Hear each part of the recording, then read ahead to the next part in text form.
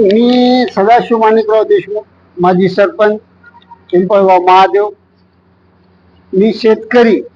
बळवंतराजे उद्योग समूहाअंतर्गत मी छोटे छोटे उद्योगाला सुरुवात केलेली आहे. त्यामध्ये एक जी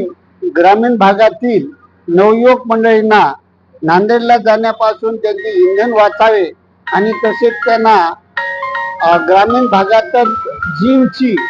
फिटनेस सेंटरची सुविधा व्हावी. त्यात सध्या काळामध्ये पोलीस भरती वगैरे सगळ्या गोष्टींमध्ये मुले खेड्यातून खूप अग्रेसिव्ह झालेले आहेत. त्यांची सोय व्हावी या दृष्टिकोनातून माझा मुलगा अजिंक्य सदाशिव देशमुख, अध्यक्ष विद्यार्थी संघटना राष्ट्रवादी काँग्रेस शरद पवार गट, त्याच्या संकल्पनेतून त्यांनी हे हातात काम घेतले आणि मी त्याला दुजोरा दिला आणि खरोखरच ग्रामीण भागातील नवयुवकांना या गोष्टीचा संधीचा लाभ व्हावा आणि नांदेडला जी फीस आहे अवाढव्य 1000 रुपये 1200 रुपये, त्यांनी त्यातून निम्म्या किमतीत म्हणजे आपल्या शेतकरी बांधवांच्या मुलांसाठी 600 रुपये फक्त फीस घेऊन म्हणजे